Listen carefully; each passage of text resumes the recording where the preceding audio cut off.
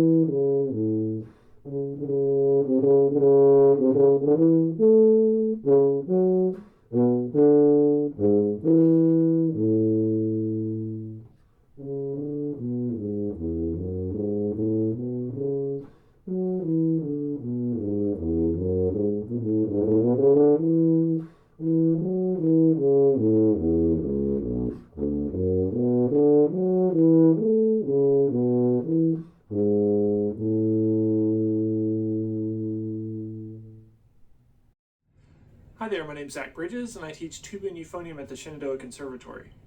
You just heard my interpretation of this year's VBODA Tuba Etude, and I'd like to offer some ideas for how to work on it. The first thing I like to think about whenever I'm working on any of these etudes is to just get an overview, an overall idea for what I want to get out of the etude. For me, this etude is a song, so everything's going to be nice and connected, very smooth. I even like to think of this as a lullaby, kind of just have this gentle rocking motion back and forth.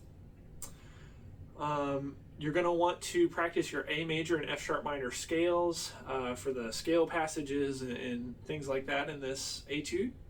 There's also a little bit of range. We go from a B natural below the bass clef staff to an A on top of the bass clef staff, so almost about a 2-octave range. A great way to work on range is with slurs. I like to start somewhere nice, easy register. For me, I'll start on an F below the bass clef staff and just try to do maybe 3 notes at a time.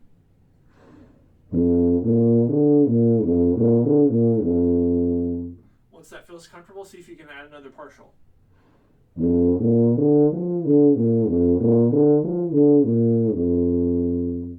Okay, maybe I'll see if I can add another partial beyond that, a B flat above the staff. And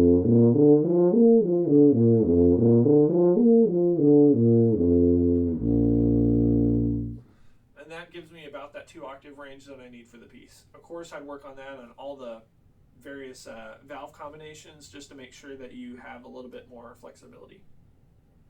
Next, I will simplify and isolate tricky passages. Start with just the first 4 measures. I like to do what some people call anchor note practice or skeleton practice, and essentially I'm just going to start on the first note of every big beat and kind of build out from there.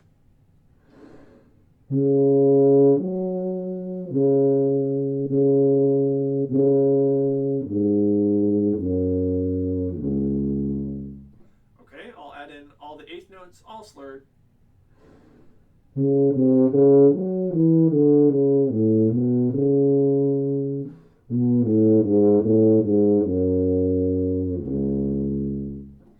Next, I'll subdivide that dotted 8/16 rhythm just to see if I can work on getting that a little bit more accurate.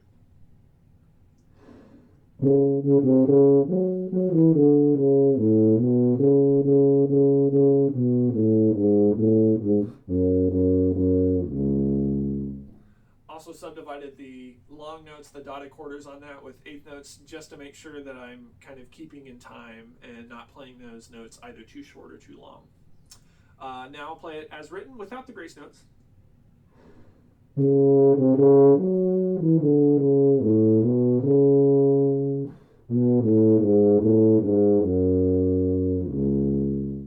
Finally, I'll add the grace notes. For me, I like to either put the grace notes on the beat or really close to them so they're short.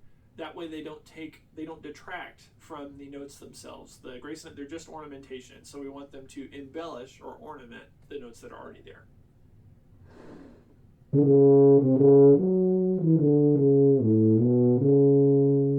Finally,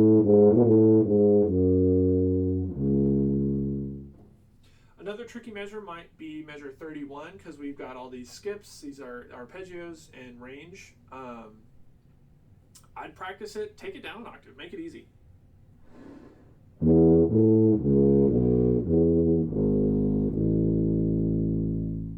Another great way to work on that would be to buzz it in the octave it's written. Use a piano or a maybe a phone app or something like that to get pitches in your ear.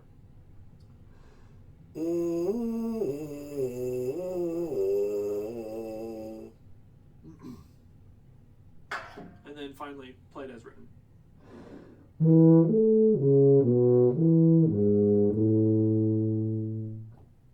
As always, make sure that you practice with the metronome, that you record small sections and try placing them together. If you have any questions, please feel free to reach out at zachary.bridges@su.edu. Good luck and happy practicing.